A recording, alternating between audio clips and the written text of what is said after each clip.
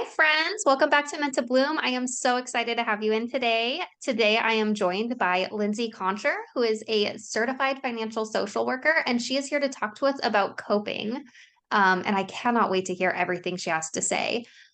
Lindsey, you can go ahead and introduce yourself to us. And I would also love, before you get into like the nitty-gritty of your work and everything, if you would tell us an icebreaker question. This is something totally new that I'm starting with all of my guests. And I think it's really going to help us connect a lot. But I would love to know your favorite rom-com and your favorite ice cream flavor. Okay, I love this. Yeah, so I'm Lindsay. I will first answer that, which is my favorite rom-com. I have so many, but probably I don't even know. This is 40 is one that I watch like a lot actually, and I think it's so funny. I don't even know if that's technically a rom-com or just a comedy, I guess, but I don't know. there's like a love story in there.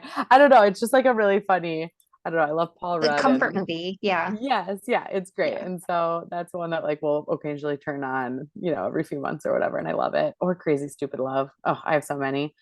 And also my favorite ice cream flavor, probably the hardest question on the planet because ice cream is truly my one true love in the world. Probably mint chocolate chip. Ooh, I don't know, I have that's so a good many, but one. that's a top five fave for sure. Yeah.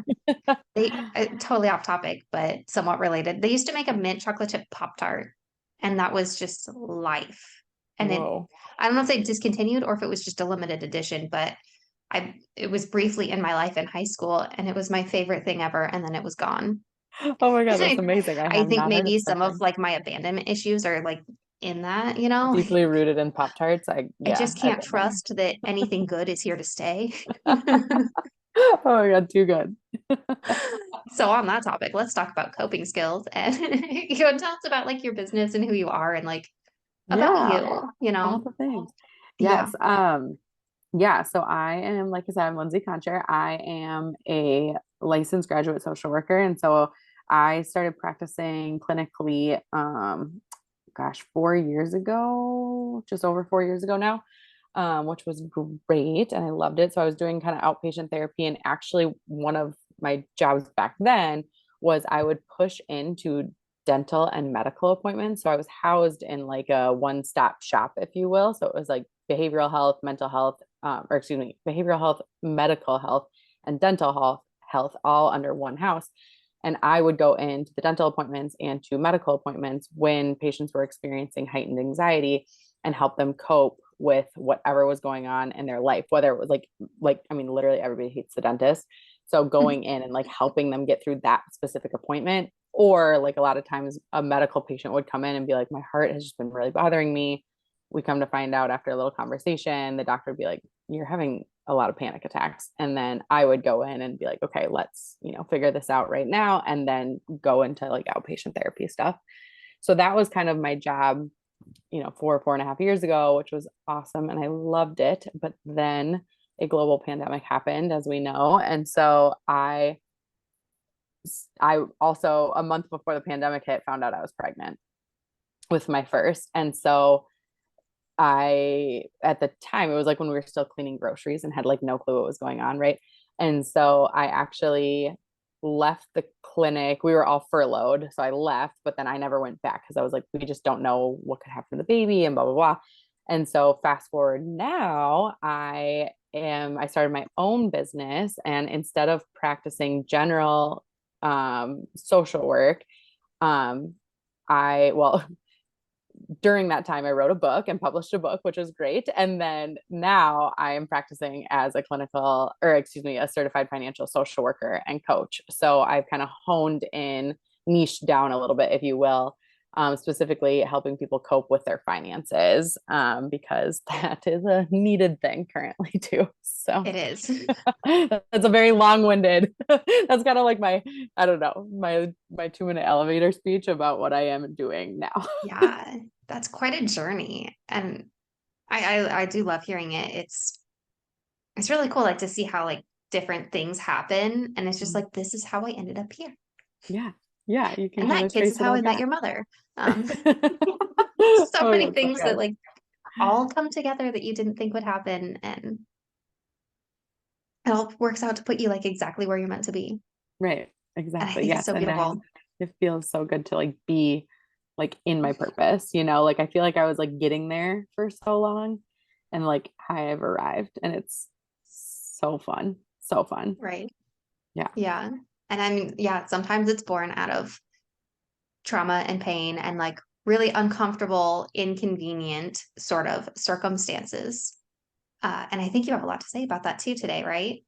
I That do. that Yeah, that's ties kind in, of doesn't it? it totally, well, yeah, right. And I mean, it's no accident that I became a social worker. I think particularly every therapist kind of has their story. I mean, every person has their story, but therapists have like typically there's a reason that they're practicing, right? Like they've also experienced hardship. And so I think going, back, my parents went through a really nasty divorce and it was a really hard time for us. And so I was actually very close with my high school counselor.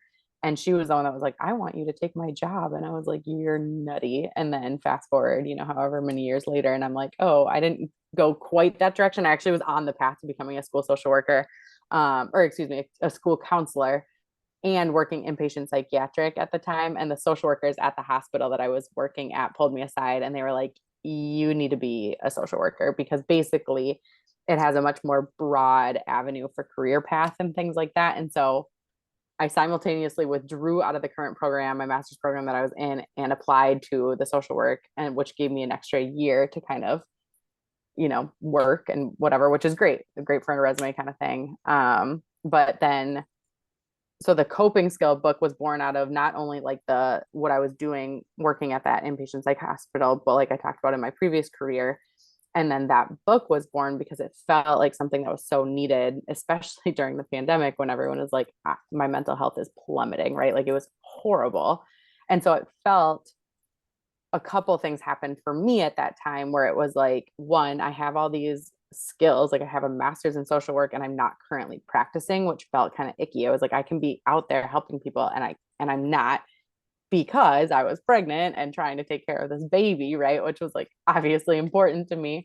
And so that was kind of my way from switching gears from practicing like one to one, like I previously had done in my jobs, and maybe, doing one to many where I could like, okay, I've share these stories that like not only have helped me in my life, but helped other people, my patients in their lives, obviously keeping confidentiality, Yeah. but sharing some of the stories that I have seen. And then I actually interviewed 33 other specialists kind of in their niche areas and I was able to share some of their stories too, and how basically you're able to kind of pick and choose what coping skills might work better for you, because we know when you're in that heightened state of overwhelm and anxiety and all these things, basically your whole brain just kind of shuts down. And so I wanted to like make this guide for people that not only can reinforce like the things that they already know work for them, but then introduce them to new ideas and just to like help alleviate some of that anxiety that we've been feeling, I think, collectively. So yeah, that was kind of the book. And yeah. Yeah. Okay. Okay. My audience is definitely 100% the right place right now. Because it's so aligned with like how Meant to Bloom was even born. Mhm. Um, and I mean, it's like really similar to like my Happy Mom Brain workbook, but I mean, mine's just a workbook. It's not a book. Like, there's not a lot of info in it, Mhm. like where you can sit down and really like get all these studies and like, oh, this is how we do it. This is, a plethora of coping skills. Right. Um, like it was simply my mental health toolkit that helped me coming out of a huge depressive episode in the middle of the pandemic with a newborn baby. Yep. Similar. Like if people came here for me, they're definitely gonna resonate with you. I love that. So yeah, let's get into like the nitty-gritty of how we can let what is it? How we can let new endeavors find us by turning our pain into passion. Mhm. It Yeah, sounds like that's a lot like what we've both done in our lives. totally. Yeah. So, and that was kind of where my story landed, right? Is like I knew I had these skills, and those skills were because of the pain that I had experienced in my own life in my I guess, early, all my adolescence and early adulthood, just navigating different things. I had a lot of things happen kind of all at once. It was like my parents were going through that it took them 3.5 years from the day that they filed until the day they finalized. And so it was just very petty, very messy. And obviously they had a lot going on in their own lives, which kind of put parenting on the back burner for a little while. And so, that was like a very difficult time to navigate my teens really kind of alone in a lot of ways. And so I was also in a really horrible relationship. And so, like, just all this kind of stuff happened. And like, it happened when really came to a head when I was 15. Um, and trigger warning, but I actually had a plan to take my own life at that time. And my mom, so my parents were separated at this time, and I was staying at my dad's, and I just had told him, like, I want to go to mom's house for the day. I'm feeling sick and whatever. And I had him call me out of school. And my mom usually worked out of the home. And so when we got to the house, she was home, which I thought was so weird. And like I said, very abnormal. And so I went inside, and she was like, "Oh yeah, I stayed home sick today. I wasn't feeling very well." Well, that kind of put the whole kibosh on my plan. And so I went upstairs and just thought on it. And I think that was really my wake up call. It was like, that was a sign that I'm supposed to be here. I'm supposed to do something bigger and better. And so I really, that's when I actually went back to school the next day and talked to my school counselor, and she and I got very, very close. I got out of that relationship. I found a whole new group of friends, not because my old friends were bad, but just because they didn't know what was going on with my relationship with my parents. Like, I just didn't really let them in, and whatever. And so I found this whole new group of friends who I'm still very, very close with today, 15 years later, which is incredible to have such strong female connections for that long. And then every single day, like, I've made the choice to like feel better, essentially, right? Like, is to like, what can I do to like better myself, and done the hard work of personal development, done the hard work to make sure that like my mental health is continued to be in check, which it's a day-to-day thing, right? It's not like I'm up here like, yeah, I'm thriving every single day like that. No, but I've, gone through a lot to make sure that I'm still propelling myself forward. I'm still growing in who I am. And I think so much of that has to do with, the coping skills that I choose, like these little choices that I make day to day. I think so many people start therapy and they're like, I'm going to have this huge epiphany moment. And sometimes that happens, but mostly in the movies, right? It's like Mhm. it's like these smaller actionable steps that we take to figure out where our pain can actually propel us forward and find our passions that way, which has again happened to me through the book, and then through niching down even more specifically. And a lot of the fights that my parents had were so heavily revolved around money. And for me, I've really changed that narrative. And so now that's why I find myself in financial social work and coaching, and I love it. And I think it's been so helpful for my clients to work through some of their money issues to again help them thrive in their future. I love it. Yeah, we really like become what we needed. Totally. Yes. I love it. Um, wow. Yeah. Thank you for sharing that.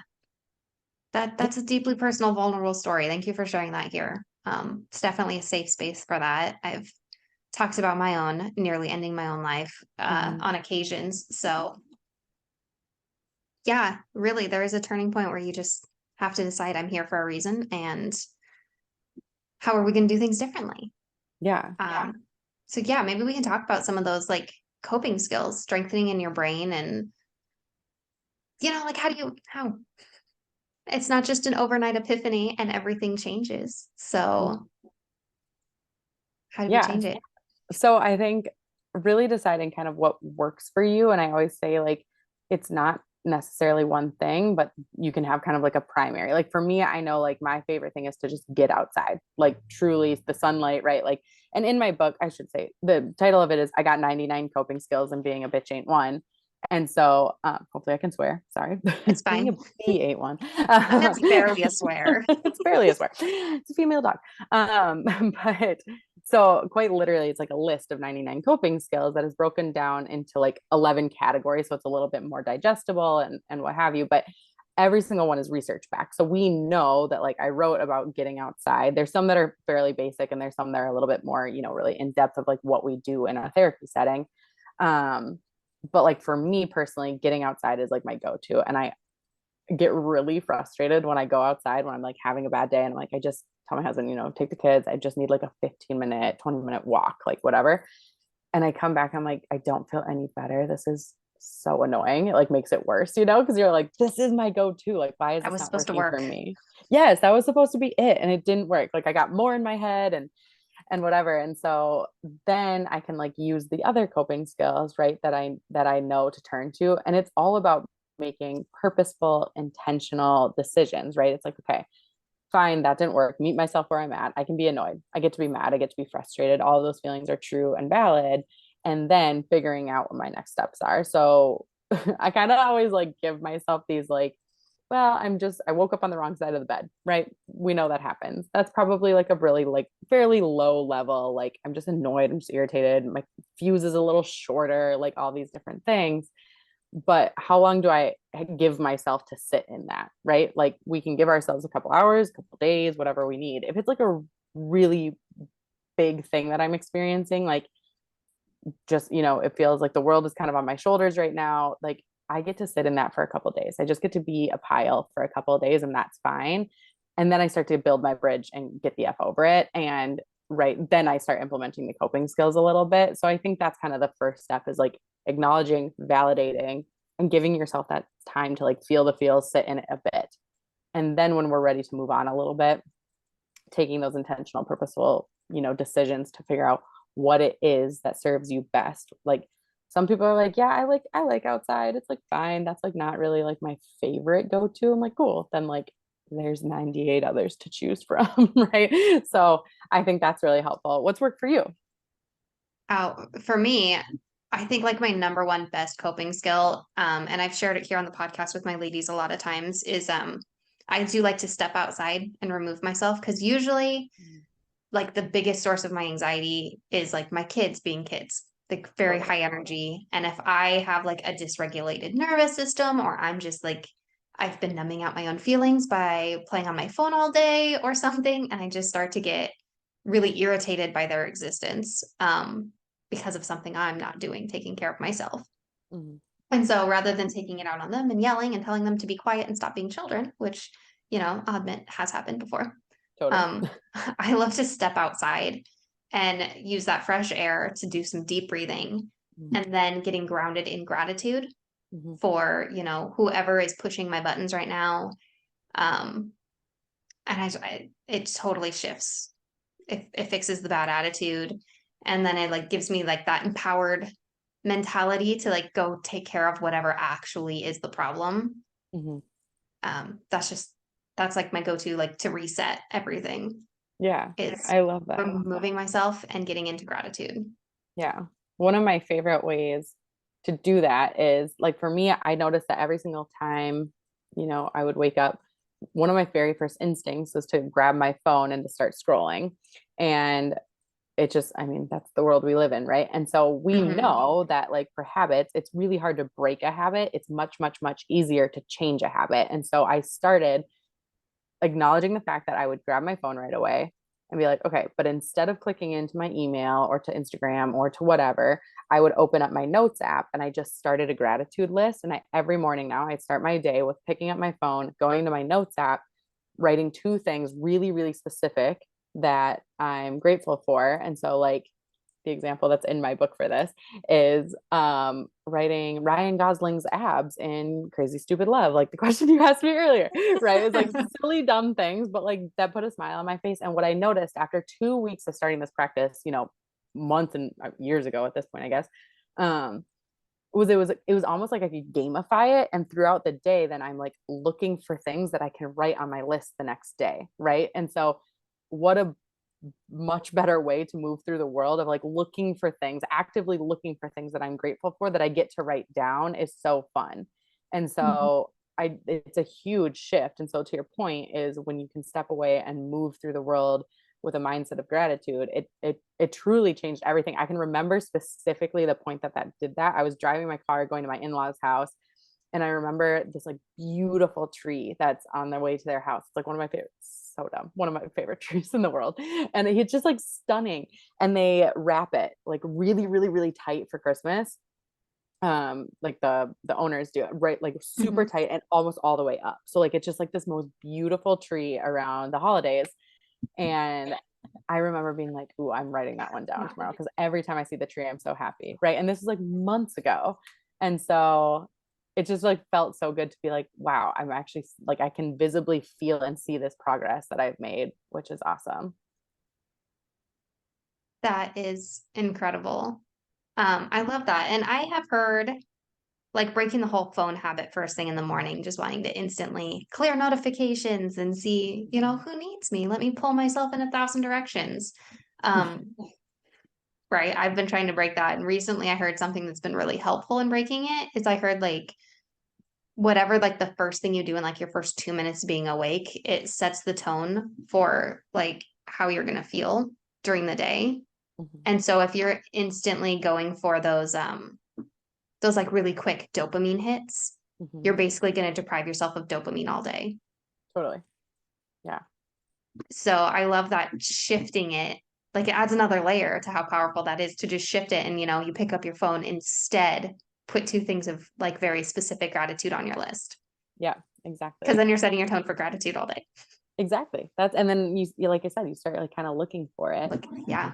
On the note of the dopamine hit, one of the things that I talk with clients now about all the time in my financial coaching practice is one of the main reasons we're like going out and shopping and spending money and doing things that like which spend your money, that's totally fine.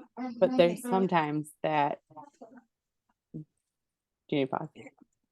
It's good. Oh, okay. No, you're fine. So It's a 3-year-old. I got one. Well, Needed a almost. boo boo kiss. Oh, we need those all the time here. But yeah, one of the things that I found to be really, really helpful with my clients is like they are going out shopping or they're going out and not doing this like purposeful, intentional spending. Instead, they're just buying whatever is in their line of sight or like, that spot in Target that like everyone gets, it's like spending money on that when that's really not how you want to be spending your money. You're just looking for that quick dopamine hit because you've either had a really crappy day and you're like, well, I just need to feel better and shopping does that for me. Or I had a really great day and I deserve to treat myself, right? Which both of those things might be true, but that's not always how we want it. So we just are like keeping those dopamine hits in check. So it's a really interesting concept. And like, obviously, I nerd out over this stuff because psych and social work and all the things, right? But it's like, that is so interesting to watch human behavior quite literally like take form and like how is our brain getting that signal, how are we feeling good in the moment rather than thinking kind of a more long-term strategy. Yes. I love that. Yeah, I've struggled with shopping addiction. Mhm. Now we've just relabeled it as consumerism. Yep, Sounds totally. sounds more normal unless, like a problem, retail Totally. therapy, pretending like it's a good thing. Um, and I realized like I've overcome it in so many ways working through it. But the other day I was out without my kids, Mhm. which I never get to do. And it's like I get like social anxiety without them because I don't have Mhm. my buffer anymore. Yeah. Like they're always an excuse to leave. It's No true. one no one wants to talk to me when I have my kids unless they just want to say, "Oh, your kids are so cute. Or you've got your hands full." And so I had to go out without my kids. And I noticed I kept like having this impulse, like I should go to Starbucks, I should go to Target, I should go, like I just wanted to go spend money. And I'm like, I don't need anything. Mhm. I just don't want to face the fact that I'm alone right now. Mhm. And I don't want to face those feelings of being alone. Oh, totally. I noticed when I had those moments also when I would be like, okay, I'm just gonna go to the store, grab a thing or two or whatever. And same thing, it'd be like, here's my excuse to like get out of the house, right? For moms, it's so common. And I was like wandering around Target and I because I like was like, oh, I have a spare moment to kind of like you whatever. I would pop in my AirPods and be listening to like a podcast or something. And I was like, wow, this is so interesting that I started like habitually doing that. I was like, I just have a spare moment to like listen to whatever I want to listen to and not like Baby Shark 12,000 times, right? And so what I noticed was that actually wasn't serving me very well. Like I am a social person. I'm an extrovert. So like I'm like cashier, do you want to talk to me? Like, who wants to talk to me right now? Right. And so one day I intentionally went up to Target. I was like, I'm just going to wander a little bit. And I took my AirPods out. It was so amazing. So many people started talking to me, like just hi, how are you? Like whatever. I was just browsing on like one of the shelves, and the worker woman came over to me and was like, just so you know, like it's markdown day. And so I'm actually marking things down. So bring whatever you find over and I'll see if it's on sale.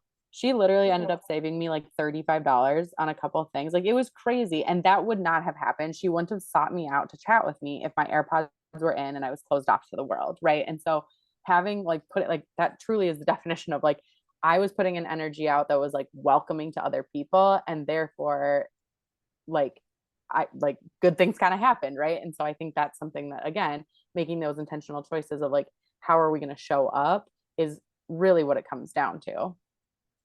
Absolutely. Yeah. Do you have anything more to add to this conversation that needs to be said before we go? I mean, I have 1,000 things, but no, I think that's really it. I think it really just making sure that you're kind of attuning to the things that, you need, and making sure for the listener out there, like a good way to do this is to journal on it. Like think about the things that you've been through, write them down, get them out there, I love the like write a letter to the person that you need to write a letter to. Even if you don't send it, just like say the things that you need to say in written form. You can burn it, shred it, keep it like for all I care, do whatever you need to do, but get it out there. And then you can start turning around and start figuring out, what is it that is going to move the needle most for you, and how can you show up for other people when, maybe other people didn't show up for you in a time of your life that was really challenging. I absolutely love that. You want to tell all my ladies listening where they can find you, what they should be coming to you for, and any links you want provided in the description below too. Yeah. Oh, thank you. Yeah. So I am Lindsey Konchar. Again, my handle on Instagram, that's mostly where I am, is Coping with Lindsey. And my book, again, is I Got 99 Coping Skills and Being a Bitch Ain't One. You can find that on Amazon. And I highly suggest you read it because it's awesome. I'm not just saying that, it's actually really good. And currently, like I said, I am practicing as a financial social worker and coach. And so if you are like, oh my God, my money mindset sucks, I need help with my finances, I just am like ready to be an adult and get my life together that way, then come on over. I always do free consultations. So we talk about it and then kind of set up like basically a treatment plan. Like it's kind of like a mental health is like, the approach that I take. So it's helpful that I'm a social worker and Yeah. merging, actionable steps to get your finances in order too. So it's been awesome. And I hope you come find me because I, again, love talking to people about any and all of it. Yes. All right. Thank you so much for being on, Lindsey. I've had a great time chatting with you, and um I look forward to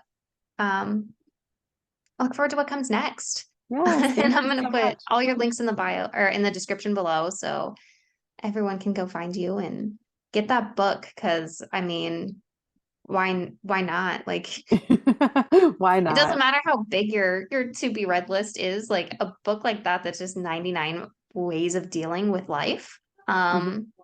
I feel like everyone should just have that on the bookshelf for when you need it. Totally, totally. Well, What thank I'm you doing so isn't much for working. Let having me go me. find something else. Right, exactly, exactly. From a therapist, it helps. Yeah, absolutely. All right. Thanks for being here today. Thanks for having me. Hey, friend, are you feeling like you are struggling with this daily battle for your sanity? Are you feeling like you've lost yourself, like you're just in the chaos, like there's not a moment to enjoy yourself? Mama, I feel you. In June of 2020, I almost ended my own life because I was stuck in bad mental health habits. And I let everything get to me. I really did. I was making dinner and the kids were being really loud and I had not been taking care of myself, so I let these negative thoughts seep in and I convinced myself that I just shouldn't be there anymore. Luckily, I was saved. It's a long story. Long story short, I decided that day that I was going to make a change and I was going to do something different. And that took a lot of work and it took a lot of commitment. But what I did is I learned how to become mindful in my life. I learned grounding practices. I got into new healthy patterns. I started taking care of myself so that I could show up for other people. I started believing better things about myself. I started becoming worthy because I decided I was worthy. I stepped into the life that I was meant to be living because I fixed my mindset. I decided I wasn't going to be anxious and stressed anymore. I was going to do something about it. I took steps for proactive mental health. I started building bridges over those pits of depression instead of building ladders out of them. And I started avoiding those really terrible negative feelings. I stopped letting my negative thoughts about myself pull me down and hold me back. I started living the life that I was meant for. And I found my voice. I found my purpose. I carefully curated the life that I actually want to be living because I decided I was enough for that life. And all of these practices that I started putting into place, the mindfulness, the intentionality, overcoming negative thinking, overcoming stress and anxiety, using affirmations, getting grounded in gratitude, setting goals for myself. I started creating the life I wanted to live. And I took all of those exercises and I put those into the Happy Mom Brain. And I made it something that can help every other mom out there to find your sanity, to find yourself, to find your peace, to find your joy, to live the life you actually want to be living as a happy mom, because it's possible.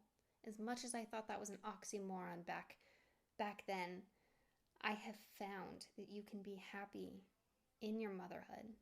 And a lot of it stems from knowing what motherhood is and what it means to you and what your priorities are, what's actually important to you in life. Mama, if you want the Happy Mom Brain, there's a link in the description. You can always go to brittanyclarkson.com/happy mom or search on Amazon for the Happy Mom Brain. Love you, friend.